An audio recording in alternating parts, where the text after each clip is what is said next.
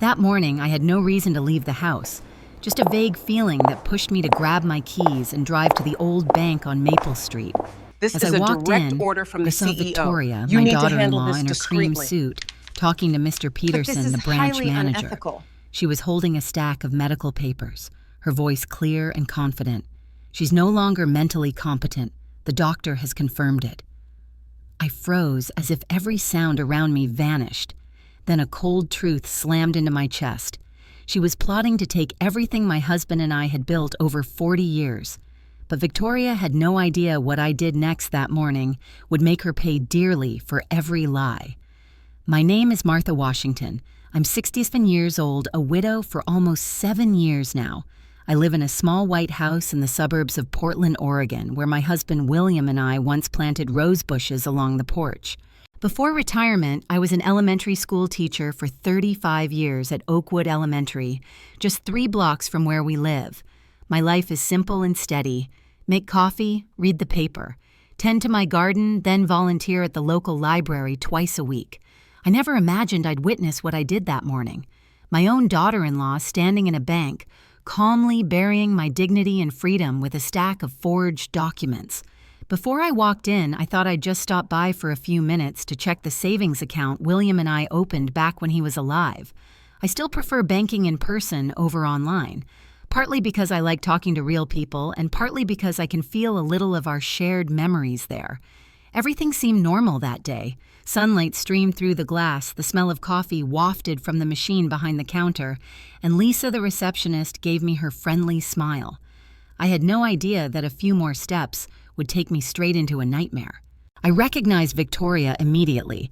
She stood about 20 feet away, poised blonde hair, neatly pinned up, her voice crisp like a speech she'd practiced. Beside her was Mr. Peterson, the branch manager I'd known for years. I used to send him a Christmas card every year. Today, he was listening intently, nodding along. I slowed down and slipped behind the divider between 2 teller counters. I wasn't trying to eavesdrop. Instinct kept me from moving closer. I heard Victoria continue, "We just want to make sure Mom's assets are protected. She doesn't recognize many family members anymore. Dr. Whitfield recommended we move forward with legal guardianship before there's a financial risk." I nearly stopped breathing. Dr. Whitfield. I've never seen any doctor by that name. A chill ran down my spine as through the gap between the panels I saw her open the file and present it to Mr. Peterson. An official stamp, signatures, medical forms. She added with practiced sympathy, "This has been very hard for us, but it's necessary." "Us," I repeated silently. So Marcus knew about this too. My son, the one who held me when his father died, who promised I'd never be alone. Now silently letting his wife stage this entire con. The room went blurry as if someone had sucked the air out of it. My heart pounded, my hands shook. I gripped my purse strap to steady myself. In my head, I heard William's voice, "Don't let anyone lay a hand on what we worked for Martha." I took a deep breath. I couldn't just stand there hiding like a criminal in my own bank. I stepped out. The flat heels of my shoes clicked sharply on the polished tile. Heads turned. Mr. Peterson looked surprised. Victoria whipped around. For a second, her face went pale, then snapped into a fragile smile. "Mom, what are you doing here?" Her voice caught stiff and unnatural. I straightened, clutching my bag. "I came to check my own accounts," I said, calm enough to surprise myself. "And you seem to be doing that for me." The lobby's air went heavy. Mr. Peterson glanced between us, clearly uneasy. Victoria tried a smile. "Oh no, you've misunderstood.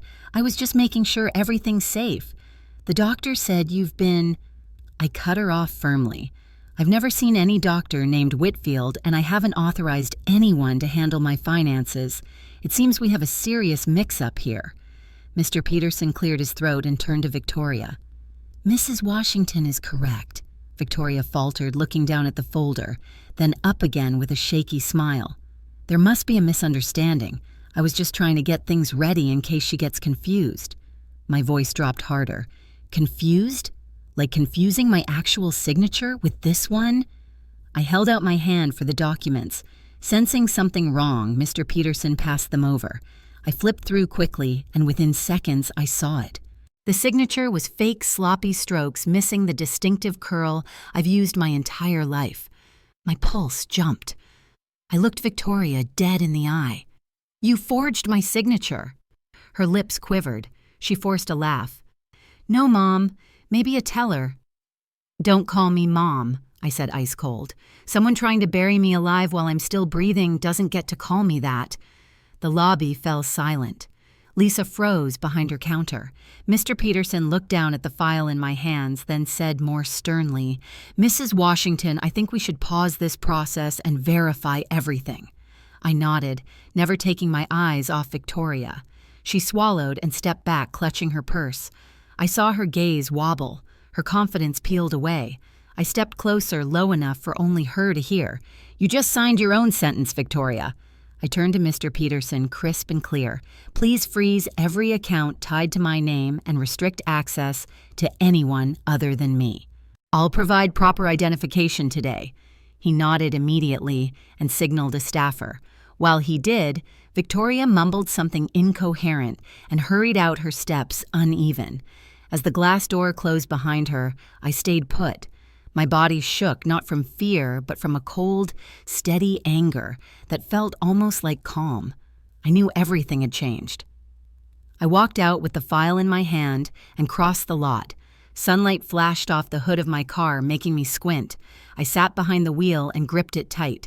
My heart still hammered, but I knew I'd just secured the first weapon in a fight they didn't realize they'd started. The drive home felt longer than usual. Cold air slid in through the cracked window, carrying the scent of the old neighborhood. In the rearview mirror, I saw my own face, tired but not weak. A woman who'd lost a husband and lived with loneliness can endure a lot, but she will not be declared incompetent so someone else can steal what she built. And I knew that morning was only the beginning. If Victoria thought I'd sit quietly while they erased me, she was about to learn the most expensive lesson of her life. Never come for a woman you think is frail when she still remembers every number, every signature, and every secret in the bank. I first met Victoria 8 years ago. Marcus brought her home one Sunday afternoon in April. The cherry trees were blooming along our street, petals drifting in the mild breeze. I remember opening the door to see my son beaming next to a stunning young woman with sharp blue eyes and a practiced smile. She was about 30, then blonde hair falling in soft waves past her shoulders, wearing an elegant blue dress that matched her eyes. "Mom, this is Victoria," Marcus said, his voice filled with an excitement I hadn't heard since he was a boy. "The woman I've been telling you about." She extended her hand. "It's so wonderful to finally meet you, Mrs. Washington. Marcus talks about you constantly." Her grip was firm, her smile warm, but something in her eyes, something calculating, made me hesitate for just a moment. But I pushed the feeling away.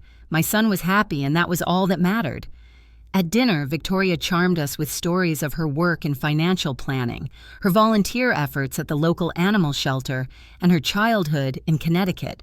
William liked her immediately, laughing at her jokes and nodding approvingly when she mentioned her father had been in the Navy just like him. "She's a keeper," William told Marcus later that evening as they stood on the porch. I was clearing dishes but could hear them through the open window. "Smart as a whip, and she seems to really care about you." I wanted to believe that. I truly did. But mothers have instincts that sometimes speak louder than reason, and something about Victoria felt like perfect wrapping on an empty box. The wedding was held in our backyard the following spring. William and I had planted lavender and climbing roses along the white fence years ago, and that day they bloomed as if on command. Victoria wore a simple lace dress, glowing in the sunlight. I told my best friend Evelyn that day, "I feel lucky Marcus found someone who's educated and ambitious." Everyone adored her. Polite, attentive, socially smooth. Family members whispered, "Your daughter-in-law is a gem." I felt proud, lucky even. Life stayed peaceful until William died. Heart attack. No warning.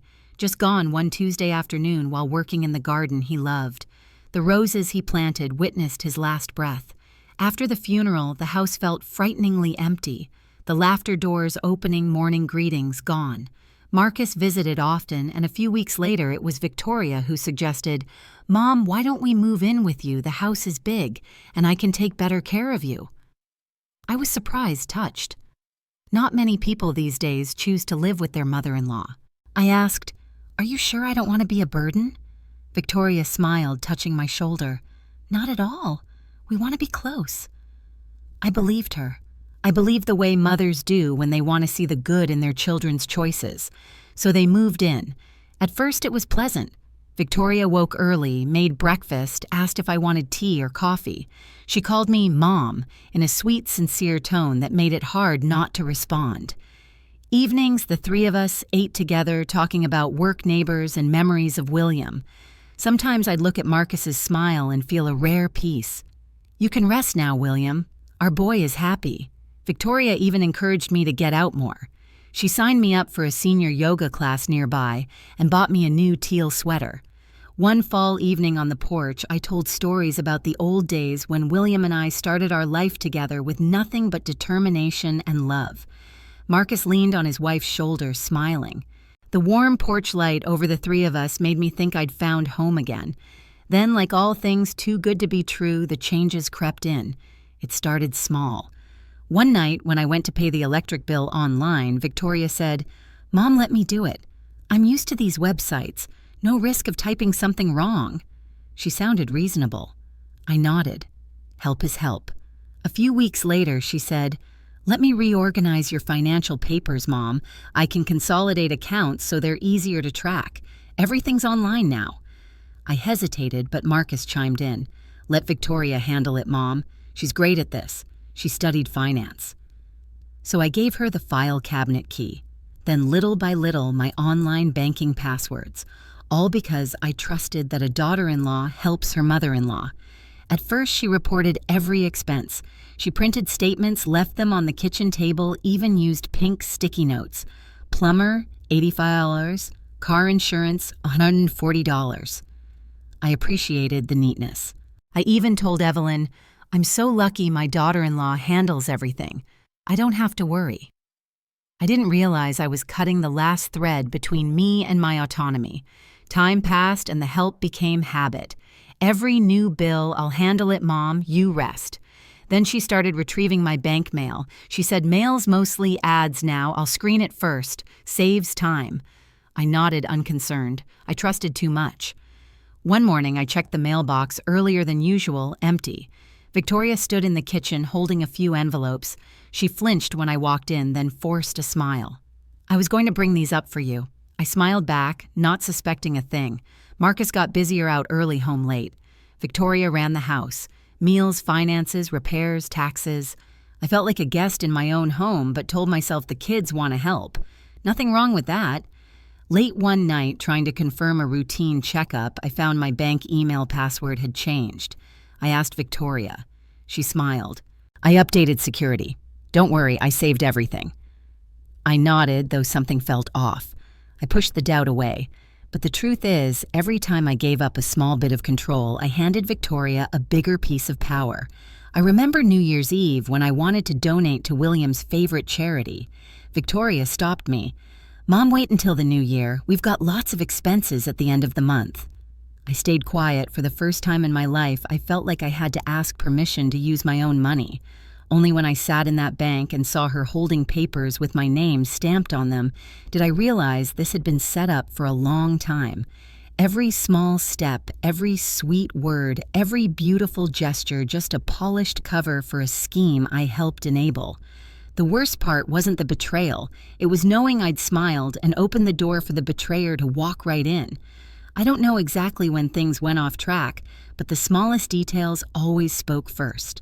One morning after the bank incident, I was alone in the kitchen when I noticed Victoria had left her laptop open.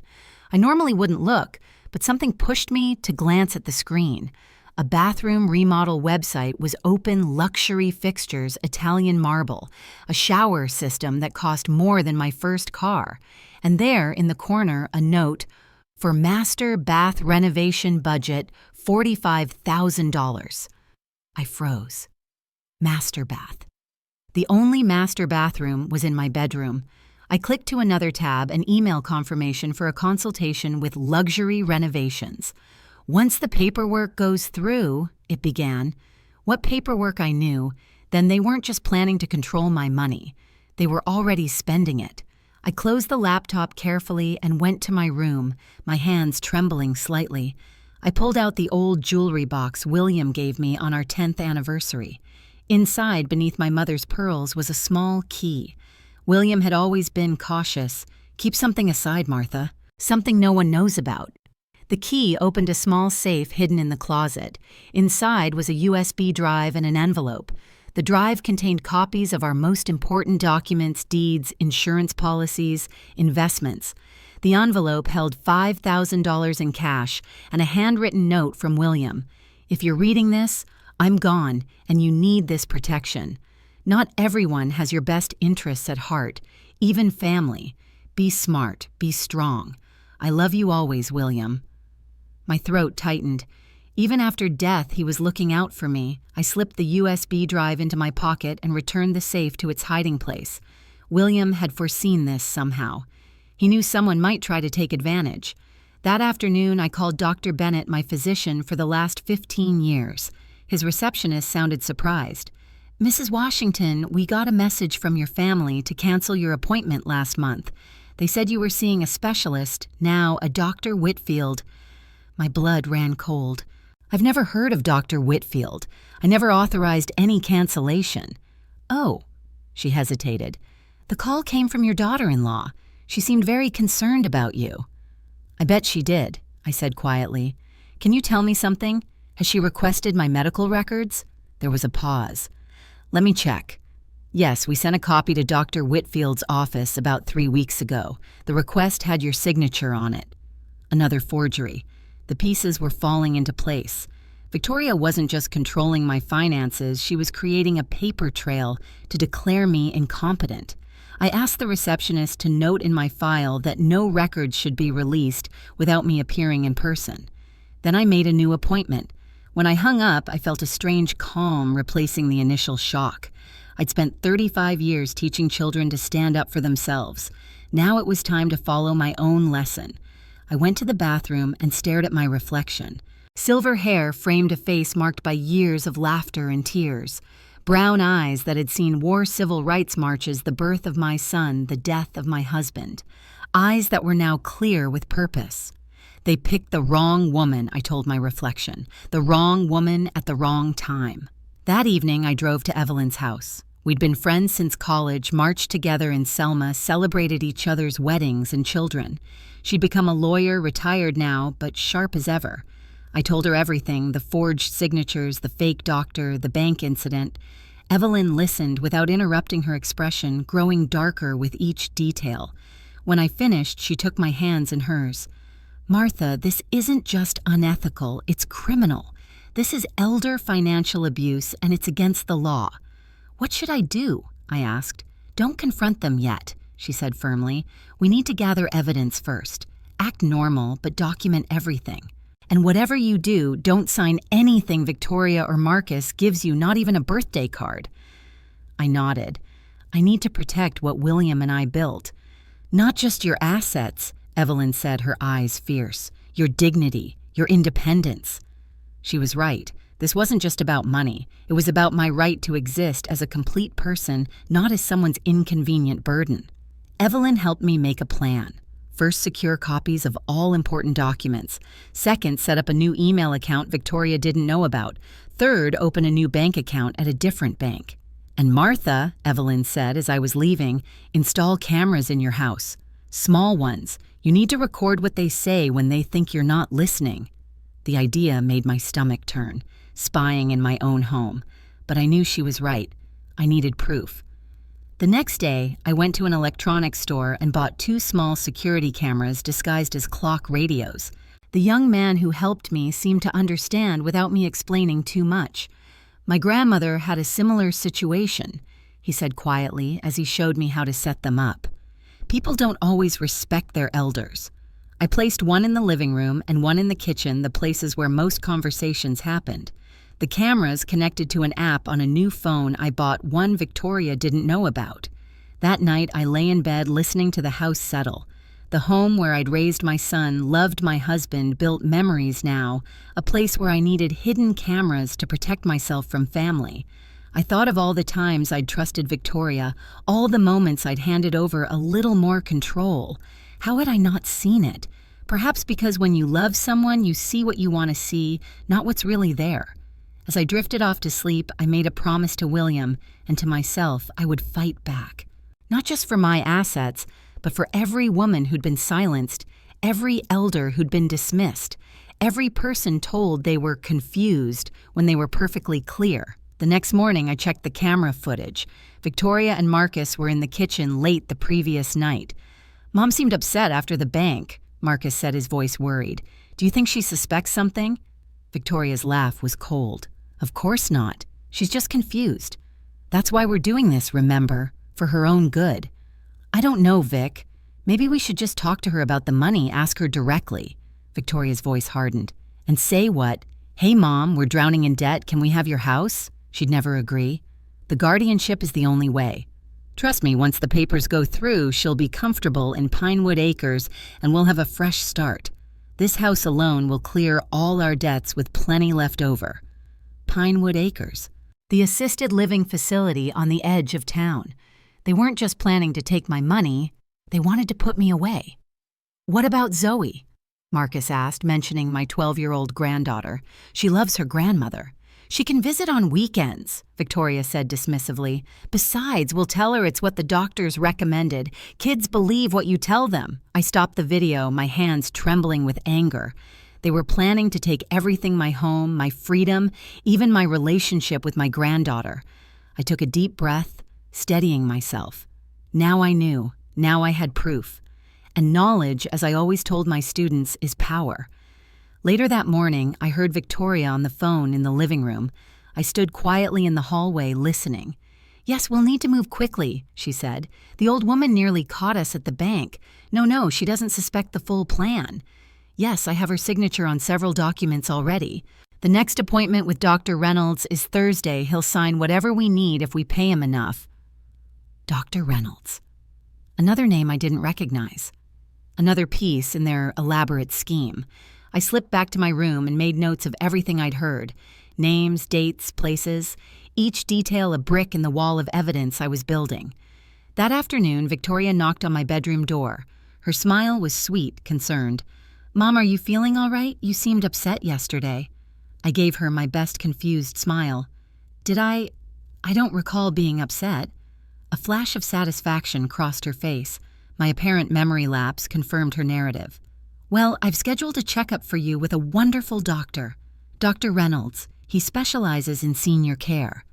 "That's thoughtful," I said, keeping my voice even. "When is it?" "Thursday at 2. I'll drive you, of course." "Of course," I echoed. "Thank you, dear." She patted my hand condescendingly. "That's what family is for." After she left, I called Evelyn. "She's taking me to some doctor on Thursday," I whispered. "Someone named Reynolds. I heard her say he'll sign whatever they need."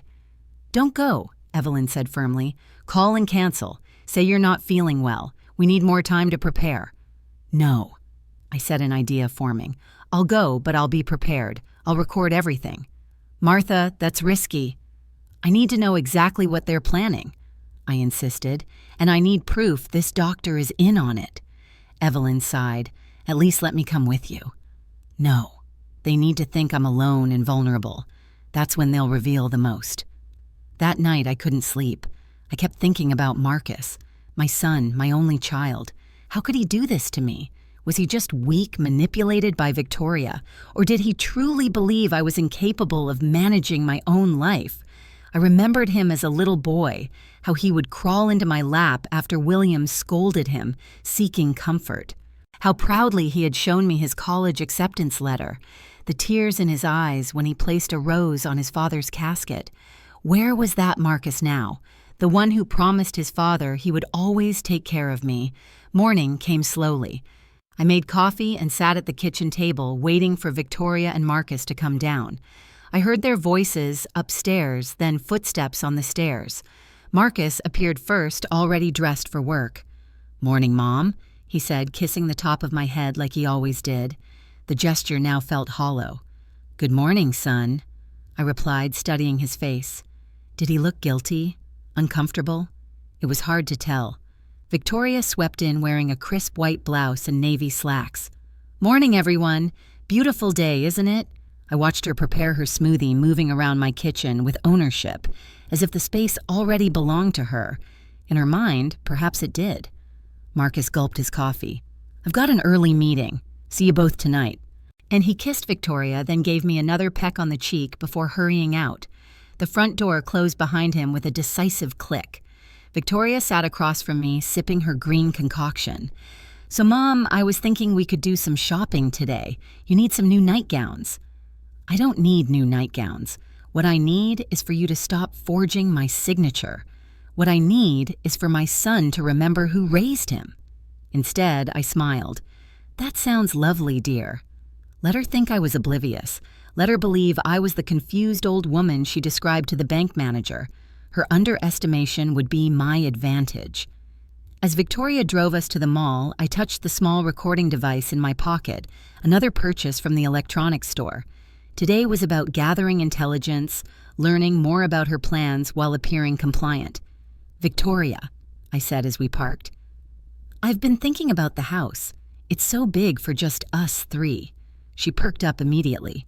"It is, isn't it? Have you thought about downsizing?" "Sometimes," I said vaguely.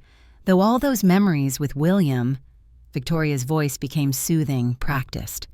"I understand, Mom, but William would want you to be comfortable, not burdened with a big house to maintain." "Perhaps you're right," I conceded, watching her eyes light up with victory.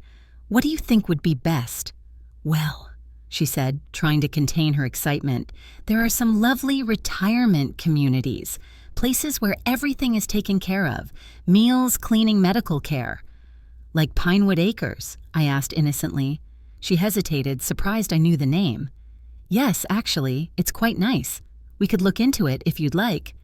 "Maybe after my doctor's appointment Thursday," I suggested, "if Dr. Reynolds thinks it's a good idea."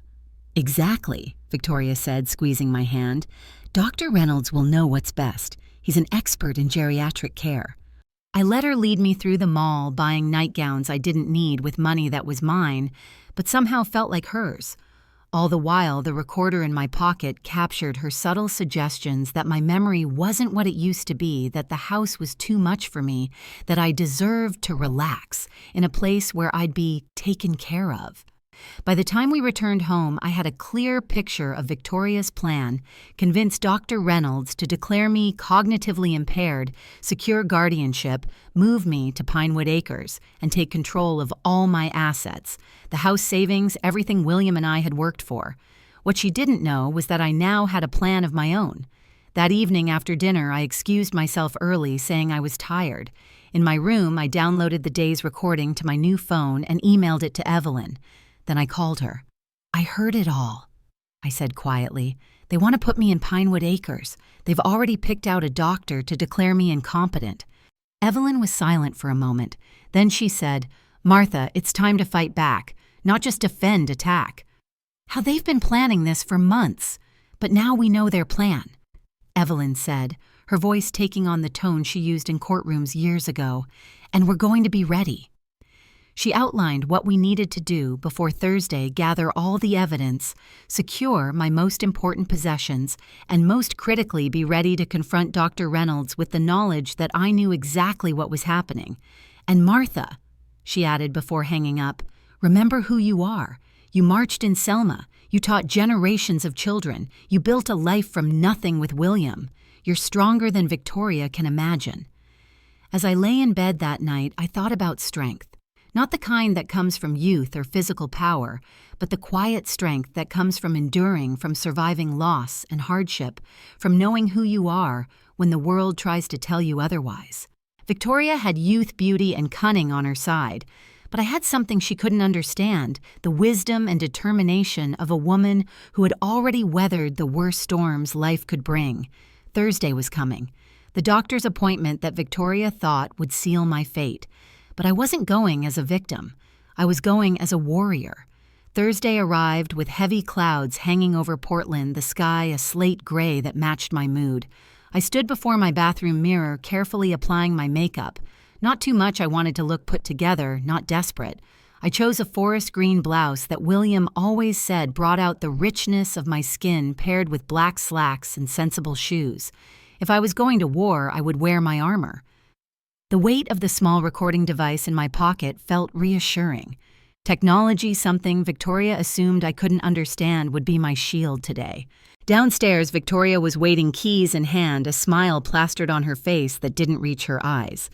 "Ready for your appointment, Mom?" Her voice dripped with artificial sweetness.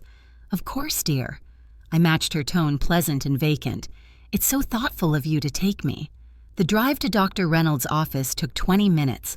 Victoria filled the silence with meaningless chatter about the weather, her yoga class, how wonderful Dr. Reynolds was, with seniors like you.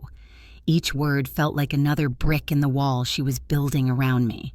Dr. Reynolds' office was in a modern medical complex on the outskirts of the city.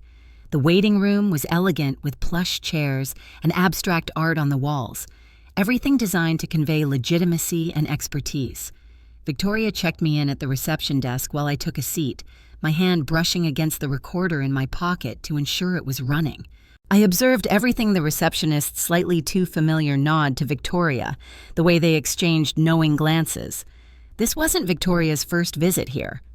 "Mrs. Washington," a nurse appeared, chart in hand. "Dr. Reynolds will see you now." Victoria immediately stood. "I'll come with you, Mom." "Actually," I said gently, "I'd prefer to speak to the doctor alone first. Medical privacy and all that." Victoria's smile faltered. "But Mom, I need to make sure you understand what the doctor tells you." I patted her hand. "I taught 5th grade for 35 years, dear. I think I can understand basic medical information. You can join us after the initial consultation." The nurse glanced between us, uncertain. I held Victoria's gaze steadily until she relented. "Fine," she said with a tight smile. "I'll wait here." The nurse led me to an examination room where I waited only briefly before Dr. Reynolds entered. He was younger than I expected, perhaps 40, with carefully styled hair and an expensive watch peeking out from beneath his white coat. "Mrs. Washington," he said, shaking my hand. "I'm Dr. Reynolds. Your daughter-in-law has told me so much about you." "Has she?" I replied pleasantly. "I'm curious what exactly she's told you, considering this is our first meeting." He smiled smoothly. "Just that you've been experiencing some memory issues, confusion about finances, that sort of thing. All very normal at your age." "My age," I repeated. "And what diagnosis have you already written in that chart, the one you prepared before meeting me?" His smile flickered. "I'm not sure what you mean." "Let me be direct, Dr. Reynolds," I said, keeping my voice calm but firm. "I know why I'm here. Victoria wants you to declare me incompetent so she and my son can take control of my assets. The question is, how much is she paying you to betray your medical ethics?" The color drained from his face. "Mrs. Washington, that's a very serious accusation." "It is." I agreed, pulling out my phone, which is why I've recorded our conversation just as I've been recording Victoria's discussions about your arrangement. I also have copies of documents where she forged my signature and evidence of her attempts to access my accounts without authorization. I leaned forward. "Now I have 2 options for you, Dr. Reynolds. Either you write in that chart that I am completely competent and of sound mind, or the medical board will receive evidence of your involvement in elder financial abuse, which would likely end your career, wouldn't it?" He stared at me, shock evident in his eyes. Clearly, he wasn't used to supposedly feeble old women fighting back. After a long moment, he set down his clipboard. "Mrs. Washington, I think there's been a misunderstanding. The only misunderstanding," I said, "is that you thought I would be an easy target. I may be 67, but I marched in Selma, Dr. Reynolds. I've faced down men with fire hoses and police dogs. Did you really think I'd roll over for a corrupt doctor and my greedy daughter-in-law?" His professional demeanor crumbled. "She told me you were experiencing advanced dementia, that you were a danger to yourself. And you took her word without any prior medical records, without consulting my actual physician of 15 years. I shook my head. "That's not a misunderstanding, that's malpractice." Dr. Reynolds sank into his chair, his expression shifting from shock to resignation. "What do you want from me? The truth in my medical record, a statement that you found me to be perfectly competent with no signs of cognitive decline, and I want a copy before I leave this office." He hesitated, then nodded. "I'll prepare it right now." "And one more thing," I added. "When Victoria asks about our conversation, you'll tell her exactly what she wants to hear, that I'm confused, that I need supervision. Let her believe her plan is working." "Why would you want that?" I smiled thinly. "Because, doctor, sometimes you need to give someone enough rope to hang themselves." After Dr. Reynolds wrote his assessment confirming my full competence and provided me with a signed copy, I allowed him to call Victoria into the room. I sat quietly playing the role of a confused elderly woman while he fed her exactly what she wanted to hear. "Mrs. Washington shows signs of cognitive impairment consistent with early-stage dementia," he said, avoiding my eyes. "I recommend supervision of her finances and medical decisions." Victoria couldn't hide her triumph. "I knew it," she said, squeezing my hand with false sympathy. "Don't worry, Mom, we'll take care of everything." I maintained my facade of mild confusion mixed with resignation. "If you think it's best, dear." On the drive home, Victoria was jubilant, barely able to contain her excitement. "Dr. Reynolds is one of the best geriatric specialists in the state," she said. "It's good we caught this early." "What happens now?" I asked, my voice deliberately faint. "Now we make sure you're taken care of," she replied smoothly. "Marcus and I will handle the paperwork. There's a place called Pinewood Acres. It's like a resort for seniors. You'll love it." "And the house?" I asked. "We'll take care of that too," she assured me. "No more worries about maintenance or bills." "That sounds nice," I murmured, gazing out the window while my blood boiled beneath my calm exterior. That night after dinner, I waited until Victoria and Marcus went upstairs before slipping out to meet Evelyn, who was parked a block away. I handed her the recorder and Dr. Reynolds' actual assessment. "You got him to write an honest evaluation?" Evelyn asked, impressed. "Turns out his ethics were for sale, but so was his fear of losing his medical license," I replied. "Martha, this is gold," she said, reviewing the documents. "But what's your next move? They think they've won. They'll start the guardianship proceedings any day now." "Let them," I said. "I want to see how far they'll go. I want every piece of evidence possible before we stop them." "That's risky," Evelyn warned. "Once they file those papers, it creates complications." "I know. But I need more than just Victoria on record. I need to know if Marcus is fully complicit or just weak." Evelyn squeezed my hand. "Be careful. Come stay with me if you feel unsafe at any point." "I will," I promised. When I returned home, I found Victoria in my bedroom opening drawers and rifling through papers. "Looking for something?" I asked from the doorway. She jumped, startled. "Oh, Mom, I was just looking for your insurance card for the Pinewood Acres application." "Top drawer of my desk," I said, "where it's always been." "Right," she said with a nervous laugh. "I forgot." As she hurriedly left the room, I noticed she'd been searching through my jewelry box nowhere near where any insurance information would be kept. She was looking for valuables, cataloging what she could take. The next morning, I found her and Marcus in the kitchen speaking in hushed tones. They fell silent when I entered. "Good morning," I said cheerfully. "Beautiful day, isn't it?" Marcus looked uncomfortable. "Morning, Mom. Sleep well." "Like a baby." I lied. I hadn't slept well since discovering their betrayal. "What are you two whispering about?" "Nothing important," Victoria said quickly. "Just weekend plans." I poured myself coffee, watching them over the rim of my cup. Marcus couldn't meet my eyes. Victoria was better at deception, her smile firmly in place. "I was thinking," I said casually, "maybe we should look at that Pinewood place today. If that's where I'm going to live, I should see it right." Victoria exchanged a glance with Marcus. "That's a great idea, Mom. I'll call them for a tour." Marcus stood abruptly. "I have to get to work." "On Saturday?" I asked. "Big project," he mumbled, kissing Victoria quickly before heading for the door. Once he was gone, I turned to Victoria. "Is my son avoiding me?" "Of course not," she assured me. "He's just busy. Work pressure, you know." I said noncommittally. "Victoria, could you help me with something today? I'd like to review my will. Make sure everything's in order." Her eyes lit up, though she tried to hide it. "Absolutely.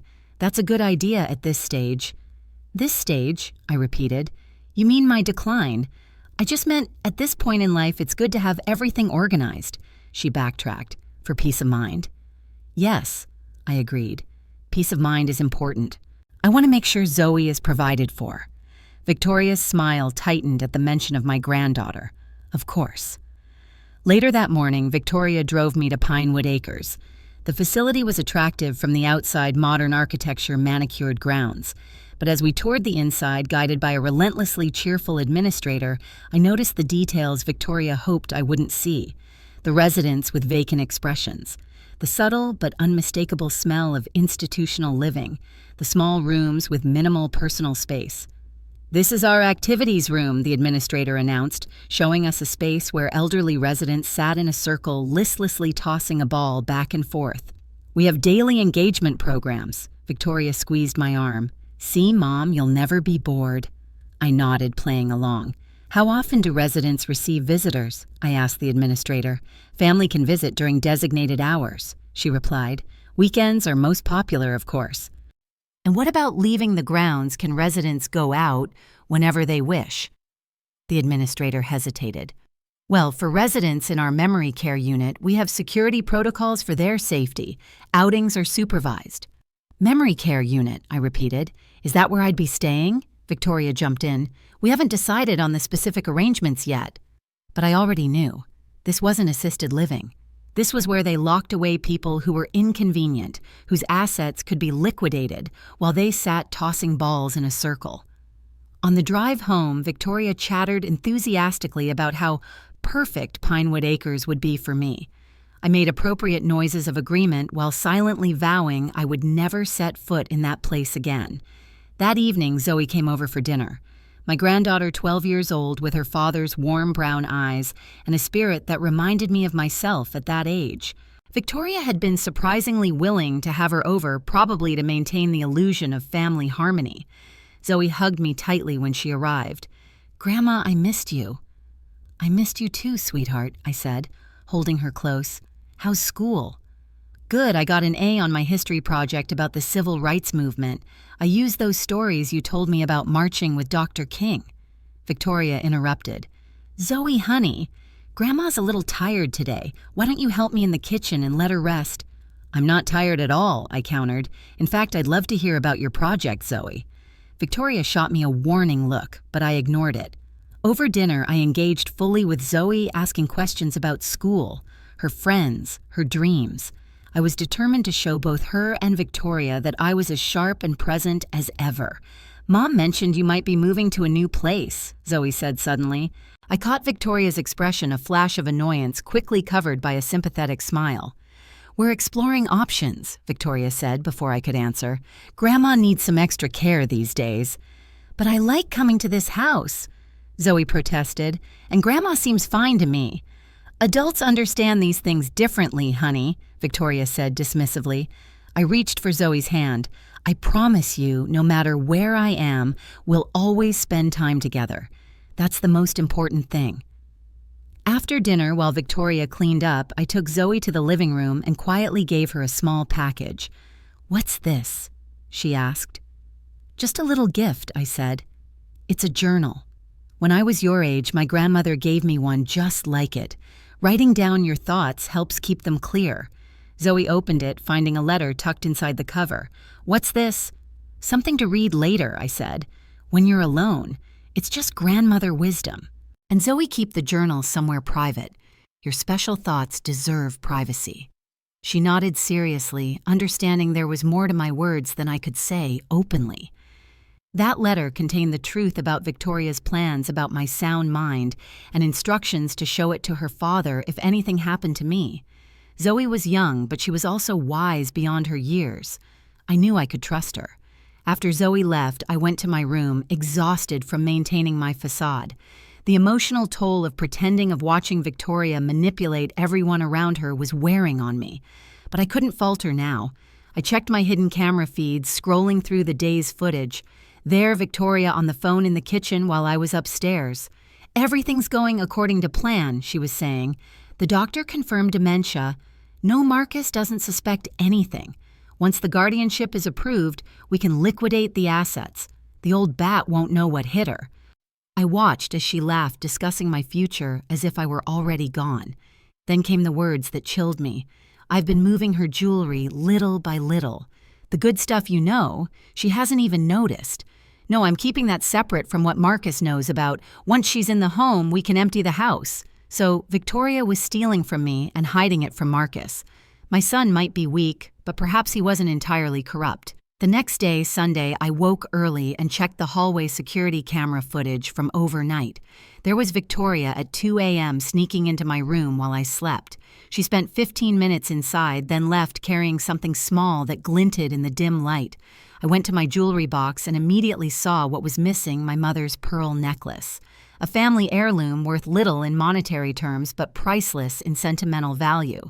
Rather than confronting her immediately, I decided to use this theft to my advantage. At breakfast, I casually mentioned, "I can't seem to find my mother's pearl necklace.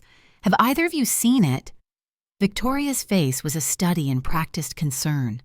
"Oh no. Where did you last have it?" "In my jewelry box, where it always is," I said. "It's very special to me." "You know, Mom," she said gently, "this is exactly the kind of thing Dr. Reynolds mentioned. Misplacing items and forgetting where you put them." Marcus looked troubled. "When did you notice it was missing?" "This morning," I said. "I wanted to wear it to church." "I'll help you look later," Victoria offered, "but we should probably get ready for church now." At church, I deliberately separated from Victoria and Marcus, sitting instead with my friend Dorothy. During the greeting time, I whispered, "I need to speak with Pastor James alone. Can you distract Victoria for a few minutes after service?" Dorothy, who had known me for decades, nodded without question. After the final hymn, Dorothy engaged Victoria in conversation about the church bake sale, while I slipped into Pastor James's office. Pastor James had been our family's spiritual leader for 20 years. He had buried William and counseled Marcus through tough times in high school. "Martha," he greeted me warmly, "what can I do for you today?" "I need your help," I said simply, and told him everything. Victoria's scheme, the forged documents, the plan to put me in Pinewood Acres. His expression grew increasingly grave. "This is deeply troubling," he said when I finished. "What can I do?" "Be a witness," I replied. "If things escalate, I need people who know the truth, people Victoria can't manipulate." He nodded solemnly. "Of course. And Martha, would you like me to speak with Marcus? Perhaps he needs spiritual guidance." I considered this. "Not yet. I need to be sure of his role first. But please keep watch. Victoria has been isolating me from the congregation, claiming I'm not well enough to attend functions." "I've noticed your absence," he admitted. "I should have checked on you sooner." "You're checking now," I assured him. "That's what matters." When I returned home with Victoria and Marcus, I made another casual mention of the missing pearls. "I'm still upset about Mother's necklace. It's been in our family for generations." Victoria sighed with exaggerated patience. "Mom will find it, or maybe you gave it to someone you've been a bit forgetful lately." Marcus frowned. "Mom wouldn't give away Grandma's pearls." "People with dementia do unpredictable things," Victoria said, giving him a meaningful look. I watched my son's face carefully. There was doubt there, not about me, but about Victoria's assessment, a crack in her influence. That night, I heard them arguing behind their bedroom door. "You're pushing too hard," Marcus was saying. "Mom seems perfectly fine to me." "That's what makes dementia so insidious," Victoria replied. "They have good days and bad days. Dr. Reynolds explained this." "Still rushing her into Pinewood Acres. I visited that place once for a client. It's depressing as hell." "It's the best facility in Portland," Victoria insisted, "and it's what she needs. What if we just moved her into the guest house? She could have independence but still be close." "Marcus, we've been through this. She needs professional care. And frankly, we need the liquidity from the house. Your business isn't exactly thriving." Silence followed, then Marcus's defeated sigh. "I just want to do right by her." "We are doing right by her. She'll be safe and cared for and will finally be able to give Zoe the life she deserves. More silence then. What about Mom's pearls? She's really upset about them. She probably misplaced them, Victoria said dismissively. I'll look tomorrow. I returned to my room, troubled but somewhat hopeful. Marcus wasn't fully on board with Victoria's plan. He still had doubts, still had a conscience. I might be able to reach him. The next morning, I waited until Victoria left for her yoga class, then approached Marcus as he worked from home at the dining room table. Son, I said, sitting across from him, we need to talk.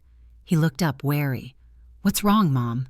I know about Victoria's plans for me, I said directly. The guardianship, Pinewood Acres, selling the house. His face paled. Mom, it's not... Let me finish. I interrupted gently. I'm not angry with you. I'm worried about you. Victoria is manipulating you just like she's trying to manipulate everyone about my mental state. Marcus shook his head. Mom, you don't understand. Dr. Reynolds said what Victoria paid him to say, I stated flatly. I have proof, Marcus. Recordings of Victoria discussing her plans, documentation of forgeries, even Dr. Reynolds' true assessment of my cognitive state, which is completely normal for my age. His eyes widened. What are you talking about?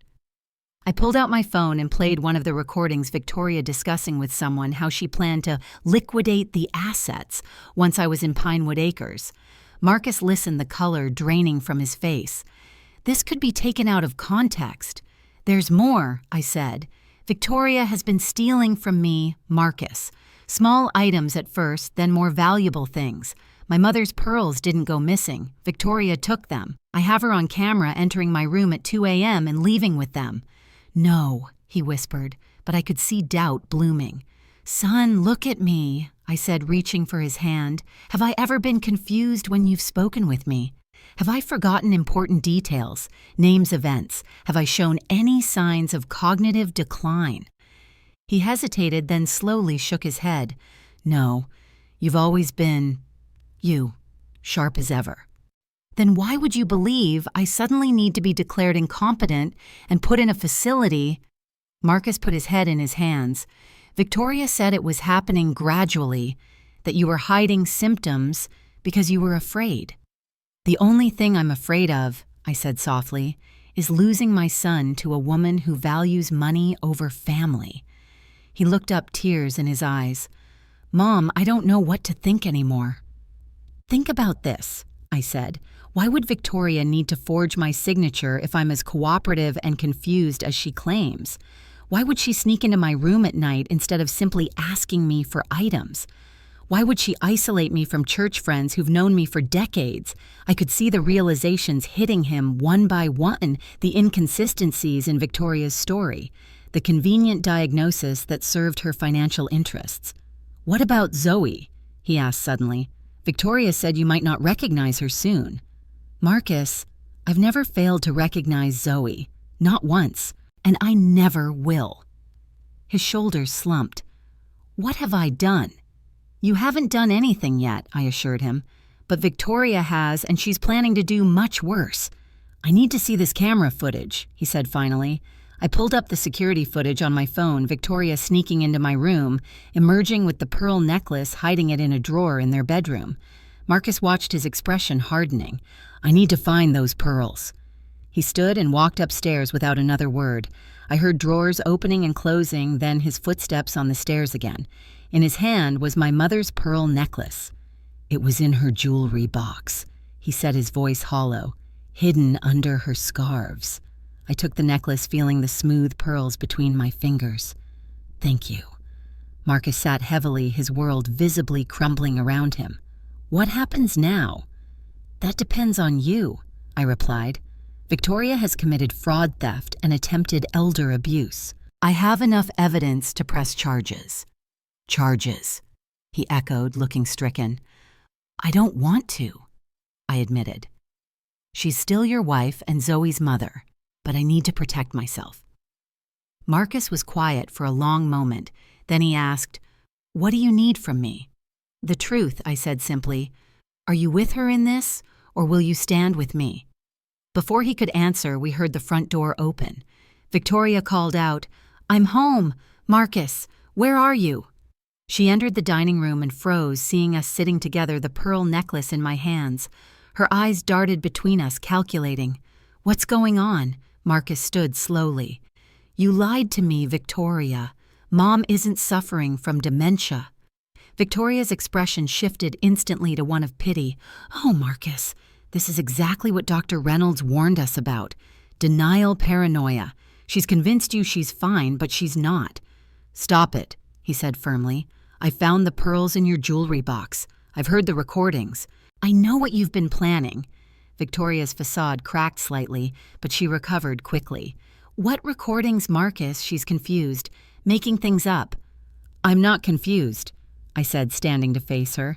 "And I have proof of everything. The forged signatures, the fake medical evaluation, your conversations about liquidating assets once I'm locked away." Victoria's eyes narrowed, her mask of concern replaced by cold calculation. "You've been spying on me." "I've been protecting myself," I corrected. She turned to Marcus, switching tactics. "Are you really going to believe your senile mother over your wife after everything I've done for this family?" Marcus shook his head slowly. "The only person showing signs of manipulation here is you, Victoria." Her expression hardened. "Fine. You want the truth?" "Yes, I've been planning to get control of your mother's assets. Do you know why? Because we're drowning in debt. Your failed business ventures, the second mortgage I had to take out to cover your gambling debts, debts your mother knows nothing about." Marcus paled. "Victoria, stop." "No, let's have it all out," she spat.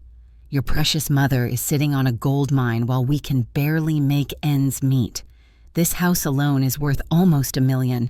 Add her investments, insurance policies, we could finally have the life we deserve." "The life you deserve," I echoed. "By stealing from me and locking me away." Victoria turned on me, her beautiful face twisted with contempt. "You've had your life. You're just a burden now, an old black woman using up resources that could give your granddaughter a future." Her words hung in the air, ugly and revealing. Marcus stepped between us. "That's enough, Victoria. Get out." "Excuse me," she scoffed. "Get out of this house." He repeated, his voice firmer. "Now, before I call the police myself." Victoria stared at him in disbelief. Then she laughed, a cold, brittle sound. "You're choosing her over me, over our family." "I'm choosing what's right," Marcus said quietly. "Something I should have done from the beginning." Victoria's eyes darted between us, calculating her options. Finally, she straightened, composing herself. "Fine. This isn't over. Not by a long shot." She stormed upstairs. We heard drawers slamming, closet doors banging. Within 15 minutes, she came down with a suitcase. "You'll regret this," she said from the doorway. "Both of you." Then she was gone, the door closing behind her with a decisive click. Marcus sank into a chair, looking shell-shocked. "Mom, I'm so sorry. I had no idea she was planning all this. I knew about the guardianship, but I truly thought it was because you needed help." "I know," I said, sitting beside him. "Victoria is very convincing." "What do we do now?" he asked, looking lost. "Now," I said, taking his hand, "we prepare." Because Victoria isn't the type to give up easily, and she just became more dangerous than ever. Marcus nodded slowly, the weight of the situation settling on him. "I'll call a locksmith to change the locks today." "Good," I agreed. "And tomorrow we see my attorney. Because Victoria was right about one thing, this isn't over." The storm clouds that had been threatening all day finally broke open, rain lashing against the windows. But inside, for the first time in months, I felt a sense of clarity. The battle lines were drawn. Victoria had shown her true self, and now, with my son finally on my side, I was ready to fight back with everything I had. The real war was just beginning. The morning after Victoria's dramatic departure, I awoke to unfamiliar silence. No sounds of her preparing breakfast downstairs, no carefully modulated voice calling up to ask if I wanted tea or coffee. Just the gentle patter of rain against the window pane and the soft creaking of the old house settling. For the first time in months, I breathed freely in my own home. Marcus had slept on the couch, unwilling to return to the bedroom he'd shared with Victoria. When I found him in the kitchen, staring blankly at a cup of cold coffee, I knew the weight of his wife's betrayal was still crushing him. "Did you sleep?" I asked, squeezing his shoulder gently. He shook his head. Every time I closed my eyes, I heard her voice. All those lies, all those plans. He looked up at me, his eyes red-rimmed. How could I have been so blind? I sat across from him, pouring myself coffee from the pot he'd made. Love blinds us sometimes, makes us see what we want to see. It wasn't just love, he admitted. It was weakness, fear. Victoria knew exactly how to manipulate me. What were you afraid of? Marcus hesitated, shame clouding his features. Failing. Victoria was right about one thing my business has been struggling. The economy, the pandemic. I lost clients. Started gambling, thinking I could make it back quickly. He swallowed hard. She covered for me. Paid my debts. Said she'd handle everything if I just trusted her. I reached across the table and took his hand. Why didn't you come to me? Pride, I guess. Didn't want to disappoint you and Dad. He was always so responsible, so successful. Marcus's voice cracked. And then Victoria suggested there was another way. Your house, your savings. She made it sound like it was for your own good, that you'd be safer, happier. And you believed her. I wanted to, he whispered. It was easier than facing what I'd done. We sat in silence for a moment, the rain tapping against the windows like gentle fingers. What happens now? Marcus finally asked. Now we meet with Evelyn, I said, my attorney. His eyes widened. You already have an attorney. I've been preparing for this confrontation for weeks, son. Did you think I just stumbled onto Victoria's scheme yesterday? For the first time, a flicker of his old smile crossed his face. I should have known. You always were 10 steps ahead. 2 hours later, we sat in Evelyn's downtown office. Floor-to-ceiling windows revealed a rain-washed Portland skyline, gray and subdued.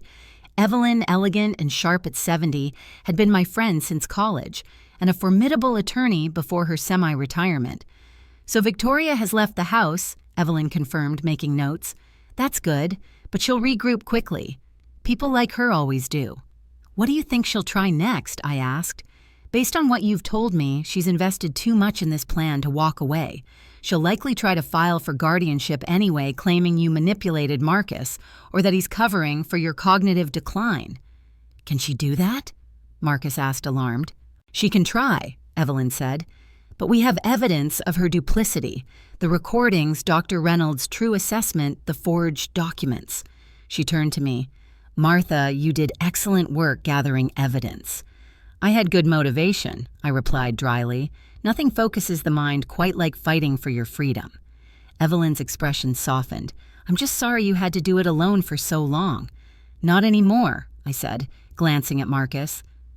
Evelyn outlined our strategy file, a protective order to prevent Victoria from accessing my accounts or property. Formally notify Dr. Reynolds that any assessment he provided to Victoria was obtained under false pretenses, and prepare a counterclaim for elder abuse if Victoria attempted guardianship. What about criminal charges? Marcus asked quietly. The forgery, the theft? That's up to Martha, Evelyn said. We have enough evidence for a criminal complaint. I considered this carefully. Not yet. Let's see what Victoria does first. She's still Zoe's mother. I don't want to file criminal charges unless absolutely necessary. As we left Evelyn's office, my phone rang. It was Dorothy from church. Martha, I thought you should know. Victoria was just here talking to Pastor James. She was crying, saying terrible things about you and Marcus. That you're not well, that Marcus is under your influence. My heart sank. Thank you for letting me know, Dorothy. Is she still there? No, she left about 10 minutes ago. But Martha, some people were listening. She was quite convincing. I'm sure she was, I said grimly. When I hung up, I relayed the conversation to Marcus. She's trying to turn the church against you, he said angry, creating witnesses who'll testify to your supposed decline. It's what I would do in her position, I acknowledged. Build a narrative. Find allies, isolate the target. We need to talk to Pastor James immediately. No, I decided. Let's see how this plays out. Pastor James knows the truth. Let's see who reveals themselves as Victoria's supporters. Knowledge is power. Back home, we discovered Victoria had already made her first official move. A thick envelope waited on the porch legal papers from her attorney, requesting an emergency guardianship hearing, claiming I was a danger to myself, and that Marcus was enabling my decline out of guilt and manipulation. That was fast, Marcus muttered as we read through the documents. She's been planning this for months, Miss, I reminded him. She just accelerated the timeline. The hearing was scheduled for the following week, unusually quick, suggesting Victoria had connections at the courthouse. We immediately called Evelyn, who promised to file our response first thing in the morning. In the meantime, she advised, gather any additional evidence you can, and Martha, line up character witnesses, people who can testify to your competence and Victoria's deception. That evening, as I sat in the living room making a list of potential witnesses, the doorbell rang. Marcus answered it, then called me. "Mom, it's for you." I walked to the door to find Zoe standing there, backpack over her shoulder, her young face set in determination. "Grandma, can I stay with you tonight?" I glanced past her to see her friend's mother waiting in a car at the curb. "Does your mother know you're here?" "No," Zoe admitted. "But I had to come. Mom's saying scary things about you and Dad. She said you're sick and that Dad is being cruel to her." I ushered her inside, waving thanks to the driver. Once we were settled in the kitchen with hot chocolate, Zoe pulled out her phone. "I recorded her," she said, her voice small but firm, "when she was talking to some man I didn't know. I thought you should hear it." She pressed play, and Victoria's voice filled the kitchen, cold and calculating, nothing like the warm, maternal tone she used with Zoe. "The guardianship hearing is next week. I need you there ready to testify. Yes, I know what to say. Once the old woman is declared incompetent, getting control of the assets will be simple. No, Marcus won't be a problem. I've already started telling people he's unstable gambling addiction, you know. The house alone is worth close to $1 million, not counting her investments." Marcus's face darkened as the recording continued. When it finished, he looked at his daughter with a mixture of pride and concern. "Zoe, when did you record this?" "Today after school. Mom picked me up, but then she had to meet this man. She thought I was listening to music, but I wasn't." Zoe's eyes filled with tears. "Is it true? Is Grandma sick?" "No, sweetheart," I assured her, pulling her into an embrace. "I'm perfectly fine. Your mother is—" I paused, searching for words that wouldn't devastate her. "Mom is lying," Marcus said gently. "She wants Grandma's house and money, and she's making up stories to get them." Zoe nodded slowly. "I knew something was wrong. She's been acting strange for weeks, packing things secretly, making weird phone calls." I exchanged a look with Marcus over Zoe's head. This recording was crucial evidence, Victoria explicitly stating her intentions, but using it meant involving Zoe in the legal proceedings. "Zoe," I said carefully, "this recording is very important. It might help protect me from your mother's plans, but if we use it, you might have to explain to a judge how you got it." She straightened her young face, solemn. "I'll do it. Mom is trying to hurt you, and it's wrong." My heart swelled with pride and sorrow. Pride in her moral clarity, sorrow that she had to choose between her mother and the truth. "Let's not make any decisions tonight," Marcus said, sensing my concern. "For now, you can stay here and we'll figure out next steps in the morning." After getting Zoe settled in the guest room, Marcus and I spoke quietly in the kitchen. "Using that recording feels wrong," I admitted. "She's 12 years old. This is her mother." "I know," Marcus agreed. "But Victoria is involving Zoe whether we like it or not, filling her head with lies about us." "What kind of mother does that to her child?" I wondered aloud. "The kind who values money over family," Marcus said grimly, echoing my earlier words to him. The next morning, we sent Zoe to school with assurances that she could return to our house afterward. Then we headed to Evelyn's office with the new recording. Evelyn listened, her expression hardening. "This is damning evidence.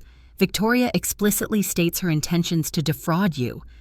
"But it was recorded by a minor without consent," I pointed out. "Is it even admissible?" "Oregon is a one-party consent state for recordings," Evelyn explained. "But you're right to be concerned about involving Zoe. Let me see if we can use this without her testimony." As we discussed strategy, Evelyn's assistant interrupted with urgent news. Victoria had just filed a police report claiming Marcus was unstable and had abducted Zoe. Abducted? Marcus was incredulous. She's my daughter. Do you have formal custody arrangements? Evelyn asked sharply. No, we've always just figured it out. Evelyn immediately picked up the phone, calling a colleague in family law. After a brief conversation, she turned to us. Here's what we're going to do. Marcus, you need to file for emergency custody immediately. Martha, we need to accelerate our response to Victoria's guardianship petition. She looked at us both seriously. This just became a two-front legal battle. Victoria is using the police to try to get Zoe back and simultaneously pursuing the guardianship.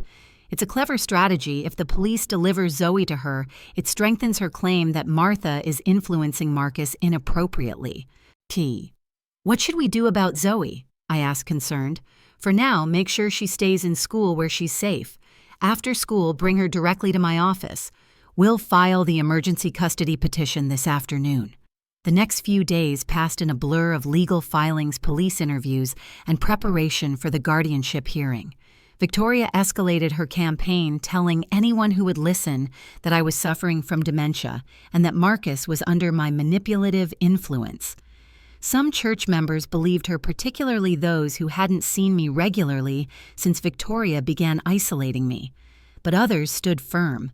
Pastor James publicly refuted Victoria's claims, stating that he had spoken with me at length and found me as sharp and clear-headed as ever.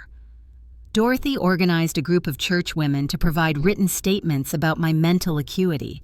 Even my former students, now adults with children of their own, came forward with stories of my continuing mentorship and wisdom. Meanwhile, Marcus fought his own battle for Zoe. Victoria's claims of his gambling addiction, a problem he had indeed struggled with but had been addressing through therapy, made the custody situation complicated. But Zoe herself was unwavering, telling the family court evaluator that she wanted to stay with her father and grandmother. 3 days before the guardianship hearing, Victoria made her most audacious move yet. While Marcus and I were meeting with Evelyn, Victoria used her key to enter our house. When we returned, we found chaos drawers emptied, papers scattered, my bedroom ransacked. What was she looking for? Marcus wondered, helping me restore order. The evidence, most likely, I said, checking my hiding places, but I kept nothing important here. As we cleaned up, Marcus discovered something disturbing. Victoria had planted empty liquor bottles in my bedroom closet and medicine cabinet. She's setting you up, he realized, trying to make it look like you're abusing alcohol and medication. I nodded grimly. Take pictures of everything before we dispose of it, and call the locksmith again. We need better security. That night, as we finished securing the house, Zoe found something tucked inside a book on my shelf, a small voice recorder. She was bugging the house, Marcus said, examining the device. No, I corrected, looking closer. This isn't recording, it's set to play. I pressed the button and my voice emerged from the tiny speaker, or rather a sophisticated imitation of my voice probably created using AI technology. I'm so tired. Can't remember things anymore. Maybe Victoria is right. Need to be taken care of. She was planning to discover this, I realized. Another piece of fabricated evidence. Marcus's face darkened with anger. Is there no limit to what she'll do? Apparently not, I replied carefully, placing the device in an evidence bag. Which means we need to be prepared for anything at the hearing. The day of the guardianship hearing dawned bright and clear, as if nature herself were illuminating the truth. I dressed carefully in a royal blue suit I'd worn when receiving a Lifetime Achievement Award from the school district years earlier. Pearls at my neck hair neatly styled, I looked every inch the dignified educator I'd been for 35 years. Evelyn met us at the courthouse, her silver hair gleaming, her burgundy suit impeccable. Remember, she instructed as we waited outside the courtroom, Victoria will try to provoke an emotional reaction. Stay calm, speak clearly, and let the evidence speak for itself. When we entered, Victoria was already seated with her attorney, a slick-looking man in an expensive suit. She wore a modest beige dress, her hair pulled back, the picture of concerned virtue. When she saw Marcus and me enter together, her expression flickered briefly with rage, before settling back into practiced concern. Judge Diana Coleman, a black woman in her early 60s, presided over the hearing. Her reputation for fairness and intolerance of legal games gave me hope. Victoria's attorney presented their case first, painting a heart-wrenching picture of a devoted daughter-in-law desperately trying to protect her confused mother-in-law. Victoria took the stand, tears glistening as she described my supposed decline. She would forget conversations we'd just had, Victoria claimed. She'd misplace valuable items and accuse me of taking them. Sometimes she wouldn't recognize family members in photographs. Her attorney presented statements from a few church members who noted they hadn't seen me at functions recently and that I had seemed distant when they did see me. He submitted Dr. Reynolds' initial assessment claiming cognitive decline. When it was our turn, Evelyn was magnificent. She systematically dismantled Victoria's claims, presenting my actual medical records, showing perfect health. Dr. Reynolds' true assessment, admitting he'd been pressured to provide a false diagnosis, and the mountain of evidence we'd gathered. "Your Honor," Evelyn said, "this is not a case about mental decline. This is a calculated attempt at elder financial abuse." She played selected recordings of Victoria discussing her plans, presented the forged documents, and called witnesses who testified to my continued mental sharpness. When I took the stand, I spoke clearly and directly, looking Judge Coleman in the eye. "I taught children to think critically for 35 years, I said. I marched for civil rights, buried a husband, raised a son. I know who I am and what I'm capable of." Victoria saw an elderly widow and thought I would be an easy target. She was mistaken. Victoria's attorney tried to rattle me during cross-examination, suggesting Marcus was manipulating me, that I was paranoid that the recordings were taken out of context. I remained calm, answering each question with the same clarity I'd used addressing skeptical parents during decades of parent-teacher conferences. Finally, Evelyn called our surprise witness, Dr. Reynolds himself. He entered nervously, avoiding Victoria's glare. "Dr. Reynolds," Evelyn began, "could you explain to the court how you came to provide an assessment of Mrs. Washington's cognitive state?" He cleared his throat. "Mrs. Victoria Washington contacted me, claiming her mother-in-law was showing signs of dementia. She offered to pay a substantial consulting fee if I would evaluate Mrs. Martha Washington quickly and discreetly." "And did you evaluate Mrs. Martha Washington?" "Yes, on March 15th. "And what was your finding?" Dr. Reynolds glanced at Victoria, then back to Evelyn. "I found Mrs. Martha Washington to be completely cognitively intact. There was no evidence of dementia or any other cognitive impairment. Yet you provided Victoria Washington with documentation suggesting otherwise. Why?" His shoulders slumped. "She threatened to ruin my practice if I didn't. She said she had connections who could report me for misconduct plant evidence. I gave in. I'm deeply ashamed." Victoria jumped to her feet. "He's lying. They got to him." "Sit down, Mrs. Washington," Judge Coleman ordered sharply. "You'll have your chance to respond." But when Victoria's turn came to rebut our evidence, her composure cracked. Faced with the recordings, the testimony, the forged documents, she resorted to increasingly desperate accusations claiming I had manipulated everyone, that I was putting on an act for the court. "Just look at her," Victoria finally snapped, pointing at me. "She's an old woman. She should be grateful someone wants to take care of her instead of fighting to control money. She'll never live to spend, anyway." A hush fell over the courtroom. In that unguarded moment, Victoria had revealed her true perspective, that my age alone made me less deserving of autonomy, less entitled to my own property, less worthy of respect. Judge Coleman's expression hardened. After a brief recess to review all evidence, she returned with her decision. "The petition for guardianship is denied," she stated firmly. "Furthermore, I am issuing a protective order preventing Victoria Washington from accessing any of Martha Washington's financial accounts or property." She looked directly at Victoria. "I am also referring this matter to the district attorney's office for potential criminal charges related to attempted fraud and elder abuse." Victoria sat stone-faced as Judge Coleman continued, "Mrs. Martha Washington has demonstrated not only her complete competence, but also remarkable resilience in the face of a sophisticated attempt to deprive her of her autonomy and assets. To me, she added, "Mrs. Washington, this court commends your courage. Too many elders face similar situations without your resources or determination." As we left the courtroom, Victoria brushed past us, hissing, "This isn't over. You've ruined my life, and I'll ruin yours." Marcus stepped between us. "It's over, Victoria. Stay away from my mother and my daughter." Outside in the bright spring sunshine, I felt a weight lift from my shoulders. The immediate danger had passed. Victoria's scheme had failed. But I knew the emotional aftermath was just beginning, particularly for Marcus and Zoe. In the weeks that followed, life settled into a new rhythm. Victoria moved to Seattle, eventually agreeing to a divorce settlement that was far less generous than she'd hoped for.